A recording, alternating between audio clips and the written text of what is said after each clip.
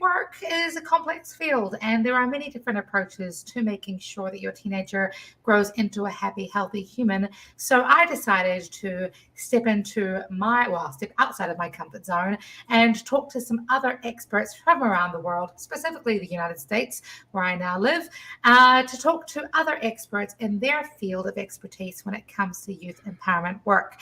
And today, all the way from the cheese land of America, and I can only say that because I'm from New Zealand that also has cheese, but we've got from Wisconsin, Ms. Siera Schenck, who is taking the world by storm when it comes to youth empowerment work with horses.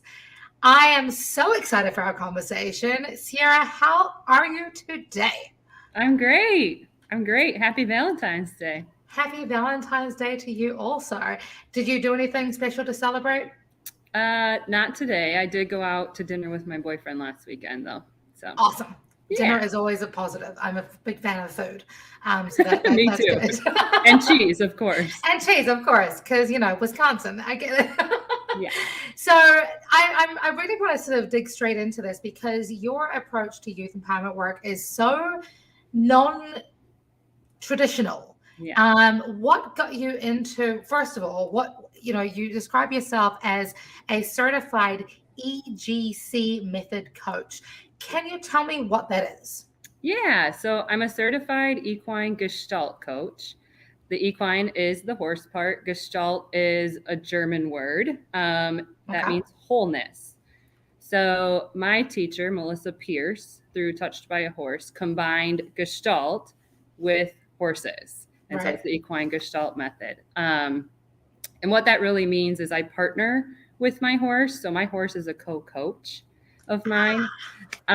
Yes. So I partner with my horse and we help people, especially adolescents, work through anxiety, trauma, depression, the stresses of life to help them feel free and live joyfully and have self-love.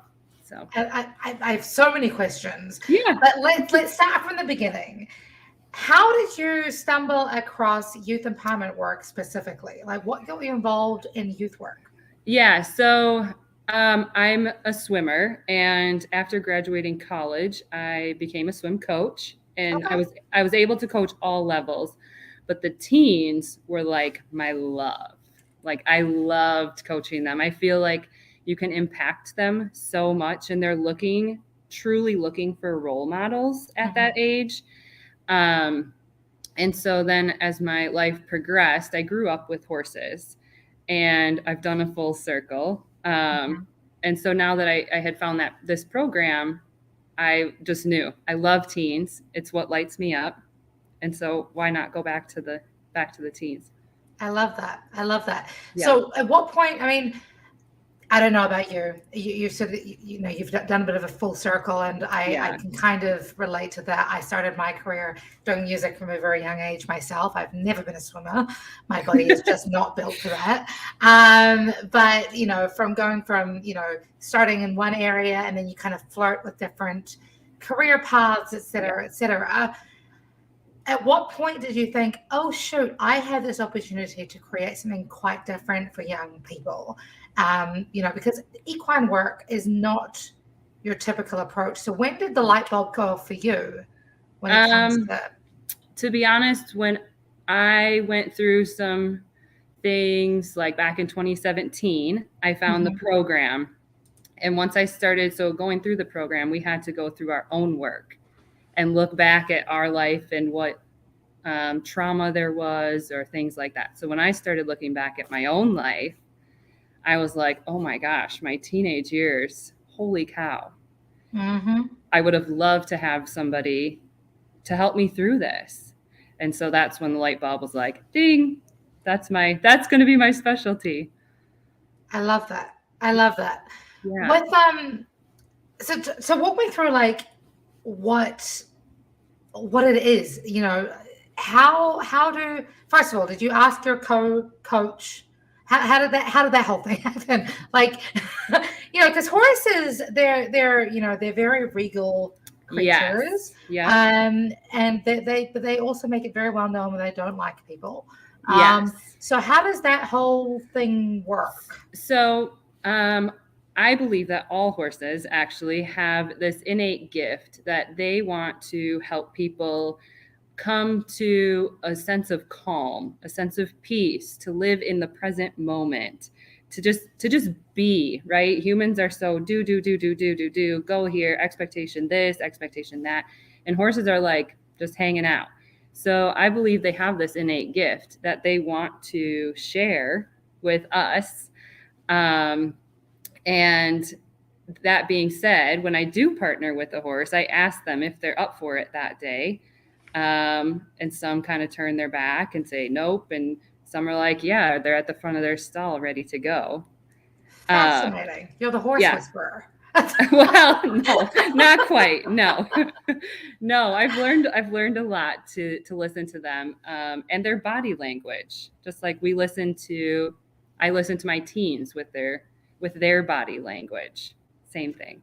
Of course, of course. Yeah, And I yeah. mean, so that's an interesting thing because often, we I can't remember what the statistics are, but what is it, like 90% of our communication is made through body language, or 85%? I don't. It's not quite that high, but it is the number one way to Right, communicate. Yeah, right. yeah, But, you know, with the advent of social media, there have been a lot of people suggesting that body language is something that we now really have to take active, action towards teaching young people how to yes, utilize, because yes, teenagers specifically, tend to lean more towards texting and yes. such to communicate rather than any in-person anything. So what does that relationship look like when they work with you specifically? So one thing that I've really been starting with the teens is having them get into their bodies, because I've found that a lot of people, but also teens, don't have any awareness of the emotions going on Of course. inside, right? So Hmm. we ground and say, what's going on? What do your feet feel like today? Can you feel them on the sand, right? If they have a message, what message would they have for me? Can you feel right below your belly button? What's going on there? Can you feel right above? Can you feel your heart? Can you feel your throat? Kind of going through that, and just being aware of how they're standing. Are they standing hunched over? Are they standing tall? Are they looking in a different direction? All of that is kind of how I coach and I navigate the session. Okay. And so how does that cross pollinate over to like how you utilize horses? Yes. So the horse is also super aware of what's going on in the different energy centers, Of course. chakras Hmm. of a person. So, for example, if I have a client that their heart is just racing, okay, the horse will actually come up and put their heart in front of or right behind my client's heart to help it calm. And Oh my gosh. it truly decreases the person's heart rate. They don't understand what's going on. All of a sudden they're just like, ah, and they feel better. They feel calmer. It's because the horse is lining up their chakra, and they're nice and calm. They're like, what's the problem here? And they help the person. Or if they're having a hard time, say a teen really wants to yell at their teacher for whatever reason, right? Hmm. And they're having a hard time because they don't want to get in trouble and deal with the consequences. So, but they have it like stuck in their throat, right? So the horse will line up at their throat with the person to help that clear, and the person can then say what they wanted to say to the teacher. So your work is very spiritual, and I wasn't prepared for, I guess, the chakra component. It is and it isn't. It's more somatic. So Okay. it's a lot of stuff within the body. We believe that a lot of trauma, a lot of anxiety, a lot of things are stuck in the body. Of And course. so my approach is that it's all experiential. So we do experiences, for example, going through the body to see how you're feeling that day, Right. to help them overcome the anxiety or whatever's going on. Fascinating. And Yeah. so, okay, so somatic, break that down for me. For anybody who's watching here and is not familiar with some of the terms you're using when you're talking about, somatics. Yeah, Yeah. somatics. So like your body awareness, your energy within your body, if you're moving your hands, tapping your feet, that's all somatics. How does working with horses in particular help with that? Like if you're, so obviously the presence of animals has been proven time and time again to help with a multitude of different emotions, traumas, even physical capabilities. But when it comes to working through trauma specifically, how is the presence of a horse most beneficial? The safe space they create. Safe, non-judgmental space, to be completely honest. Yeah.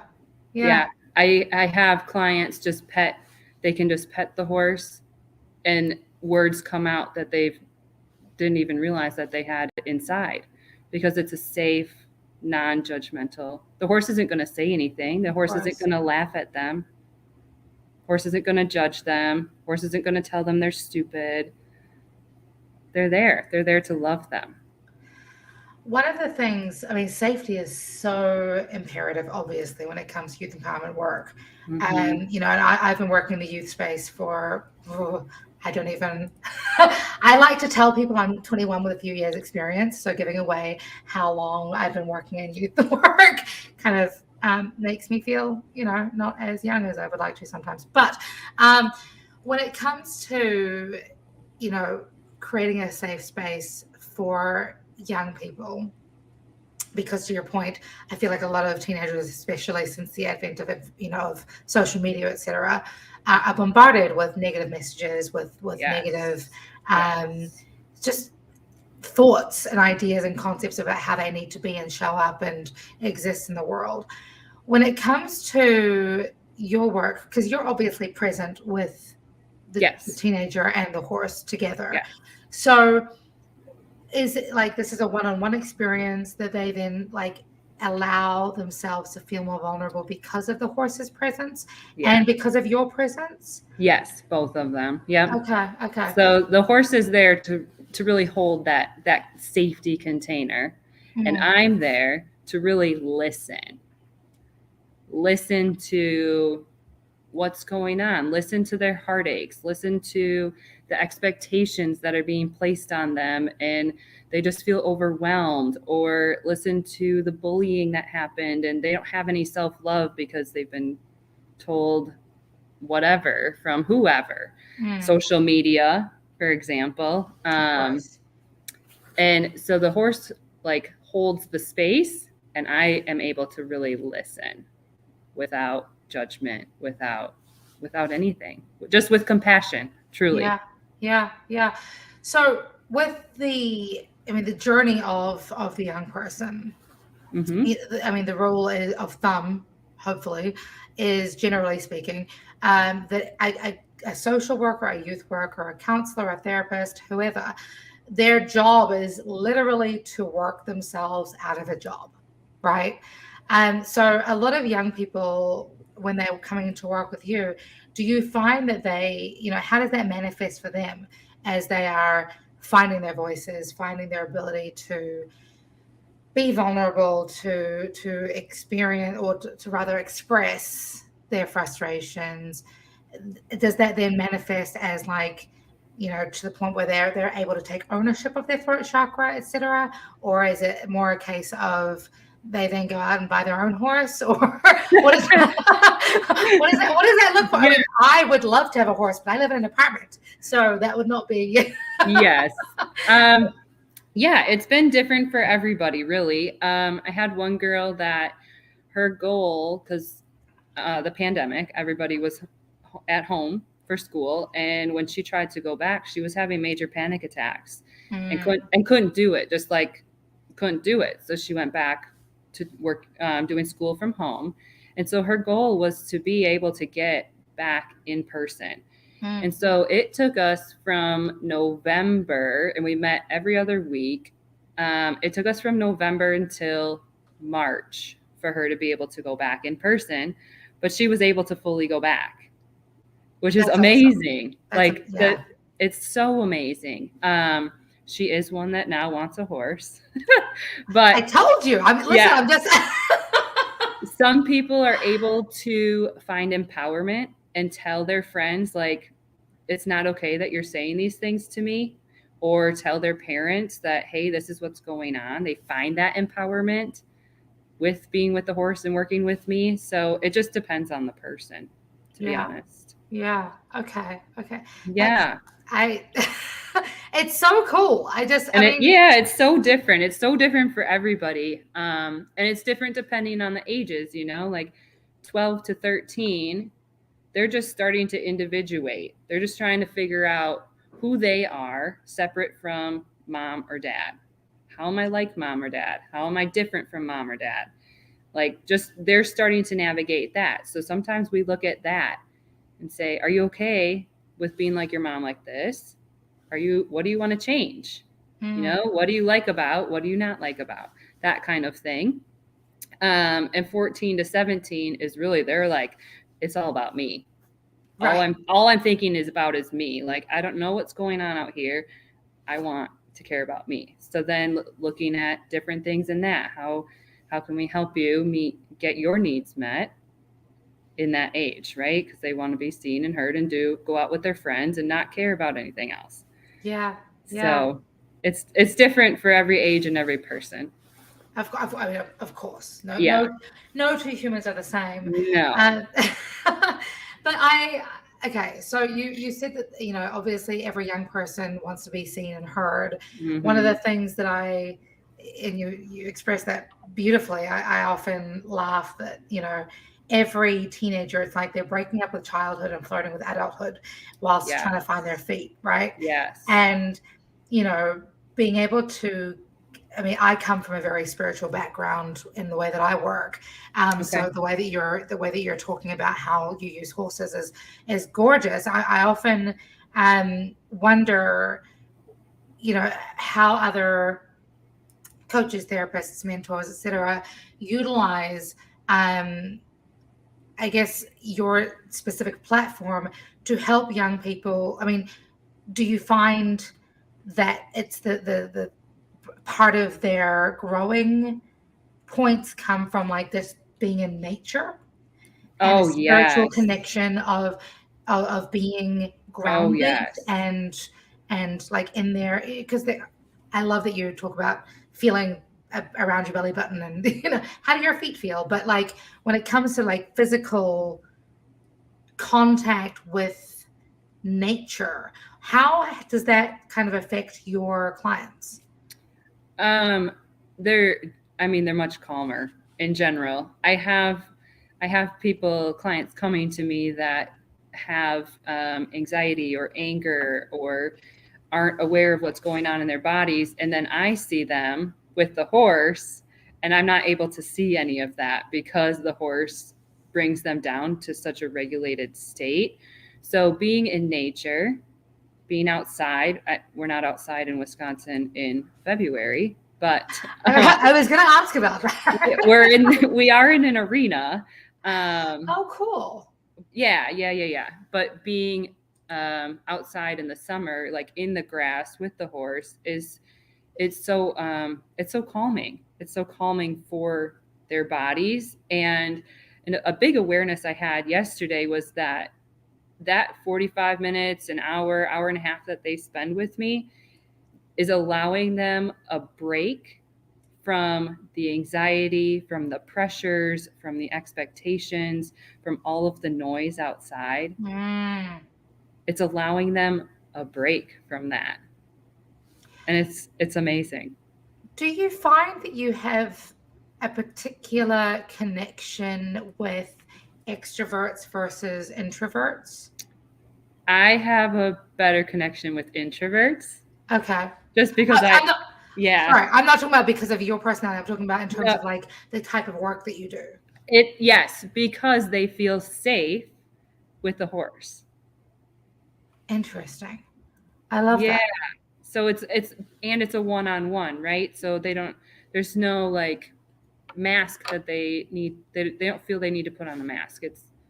Or sometimes I let them just go off and they talk to the horse. Yeah. I don't need to know what you're telling the horse.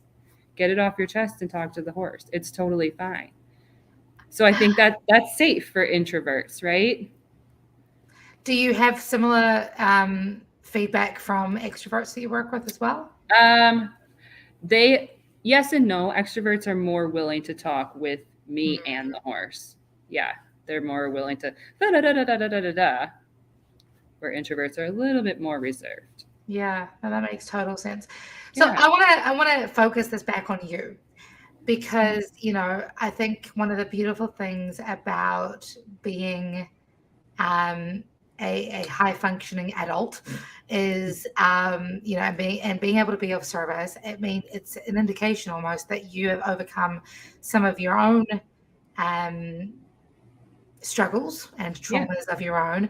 And you mentioned, you know, way back when that as a teenager, when you were growing up, you were an overachieving student. You were a daughter, obviously, your sister, and an athlete. I'm assuming through swimming.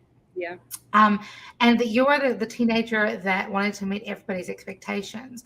When it comes to working with horses, is it more like, do you find that a lot of the teenagers that you work with feel like they come to you for the first time and need to prove that they are going to be the star that the horse gets along with the most? Or like, Mm-mm. what is a typical first session with Siera Schenck look like?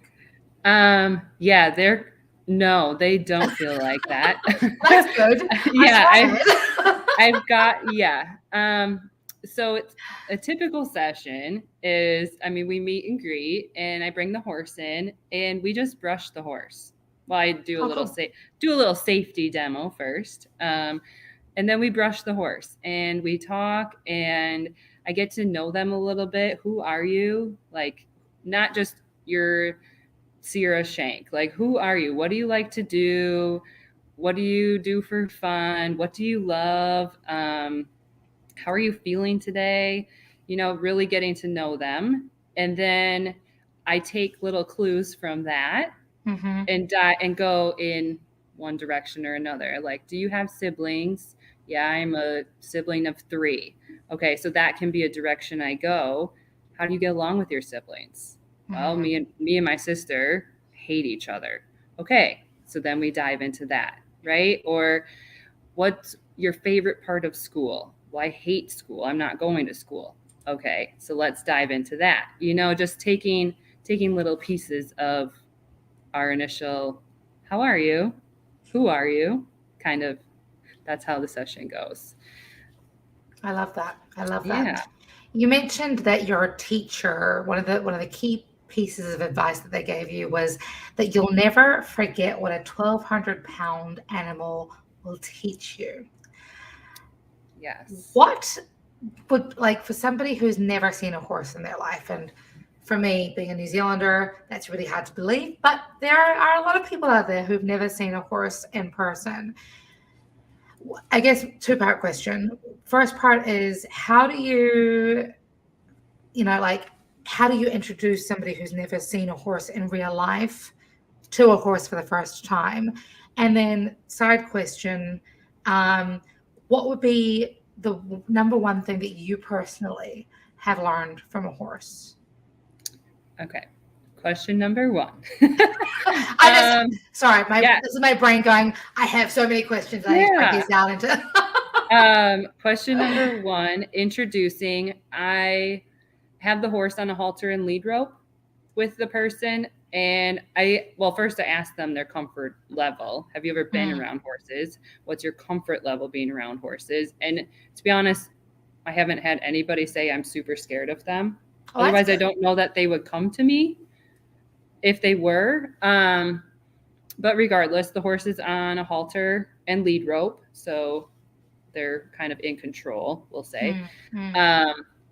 while we start. And then if the person is feeling okay and feeling safe, I can take the halter off and do liberty work with them.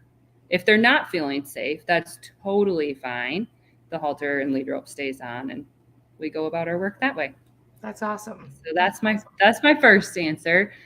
And then my second answer, what has a horse taught me? To be present.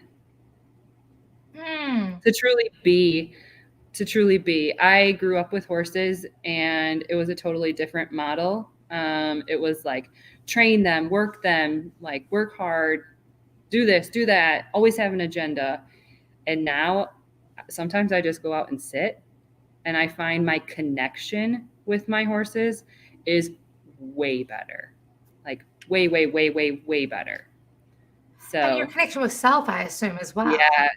Yes. You know, I think I don't know if the pandemic manifested this way for you, but I've definitely noticed people are a lot more reserved in how they connect with one another in person. Have you seen that manifest with the clients that you're working with as well? No, I don't think so. That's good. I'm glad. No. Yeah, I don't think so. To be honest, the horse is like my saving grace. I think if it was just me and the client, it would be more reserved. Yes. Yeah. But that's safe. They truly create a safe space. That's fascinating. I have a cat because, again, I live in an apartment and I can't have a horse in my in my 16th floor space. That'd be really awkward for everybody involved. But you know, and she has a very similar effect on my clients. I often I often joke around about, you know, she's like my backup cheerleader.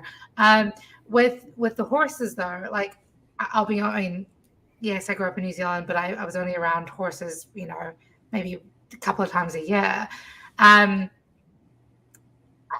It's how I want to say, like, is there anything in particular that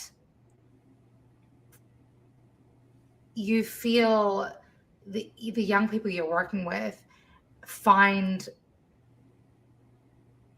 overwhelming about the horses, or like are there any barriers there for them when, like, besides obviously they're invested in being there because they're with you, but like are there any kind of initial hesitations that generally come up?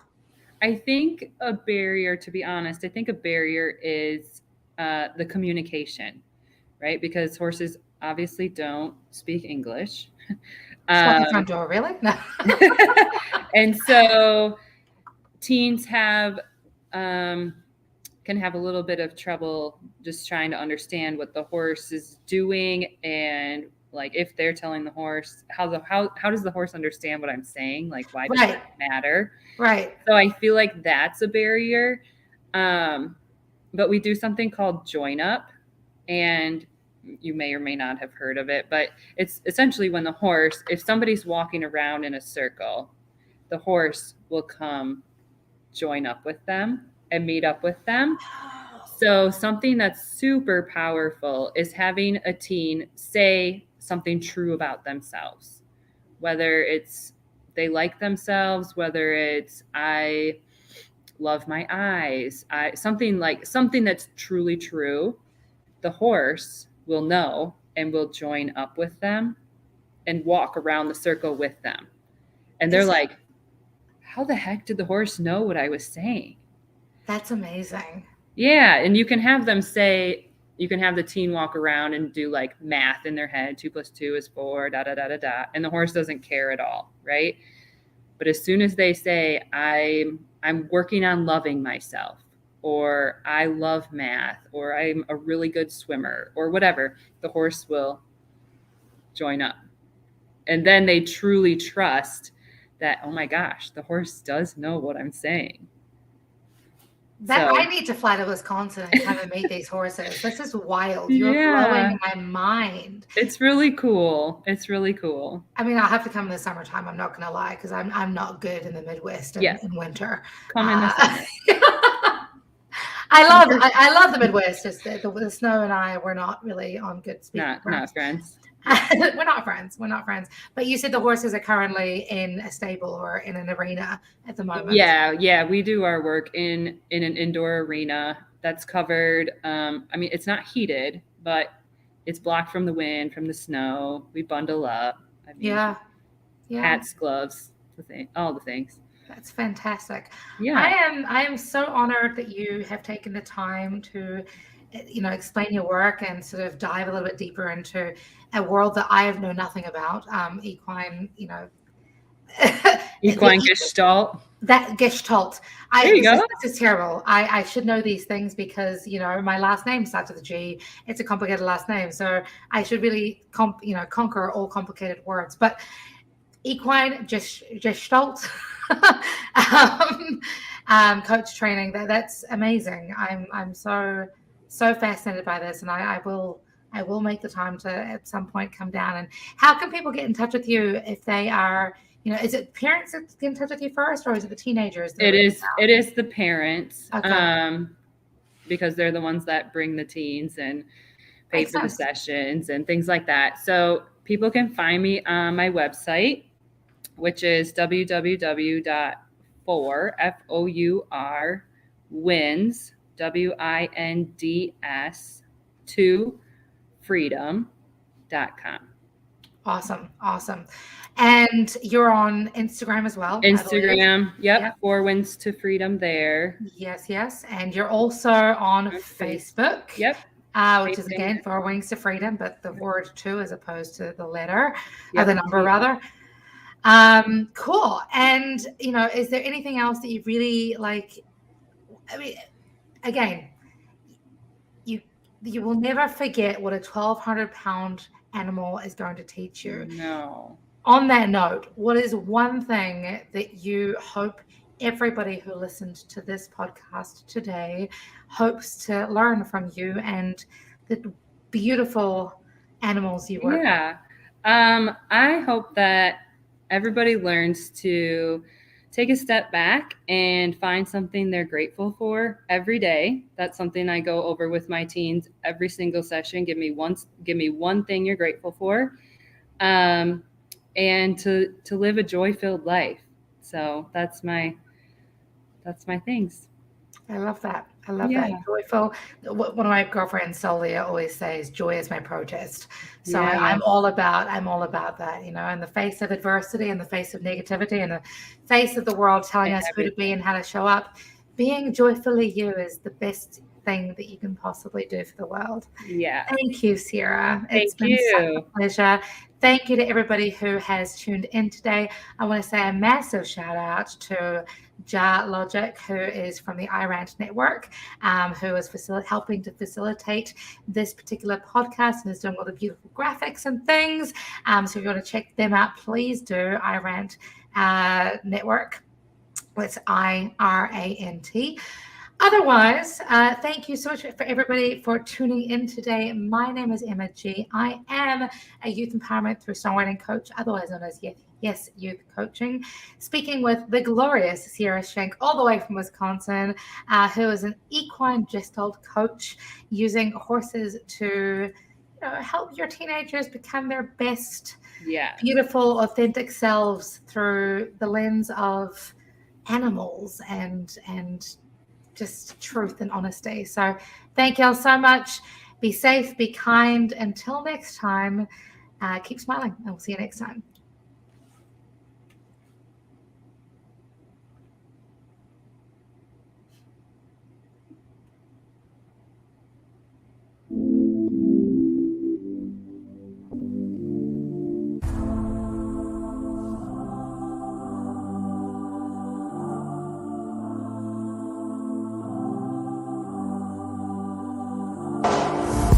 Breaking in my headspace, I'm trying to get my feelings straight. I've overthought my mistakes, I turn water to wine, so hard to stay sober. I'm damaged and I'm love stoned, so hard to remain in control. Rewriting what I thought I'd know, and I'm drinking it in, but the lesson ain't over. And I can almost pinpoint where we went wrong. I'm not about the sad song,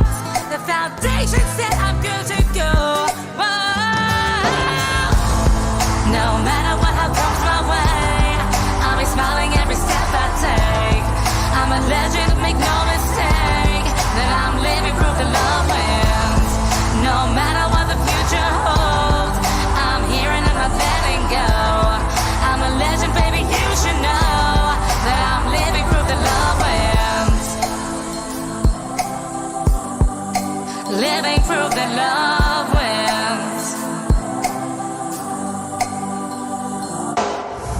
It's strange who I used to be, but I'm not going down quietly. I know I create my destiny. When it's bright as light, the evergreen knows it. I left behind the what if. I broke up with the negative. I'm flirting with abundance, and I'm drinking it in. My purpose is magic. I can almost pinpoint where my love began. I'm so glad that I know who I am, 'cause I'm the woman, I'm not the man. Whoa. No matter what comes my way, I'll be laughing every step I take. I'm a legend, make no mistake. I'm living proof that love wins. No matter what the future holds, I'll be here and I'm not letting go. I'm a legend, baby, you should know.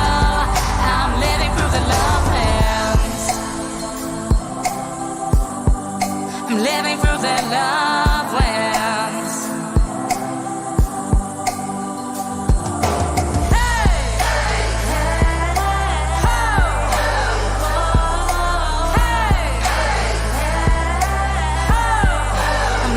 The love wins.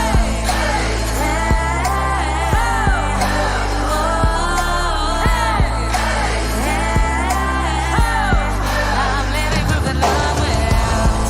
No matter what comes my way, I'll be dancing every step I take. I'm a legend, make no mistake. I'm living proof that love wins. No matter what the future holds, I'll be here and I'm not letting go. I'm a legend, baby, you should know that I'm living proof that love wins. I'm living proof that love wins. I'm living proof that love wins.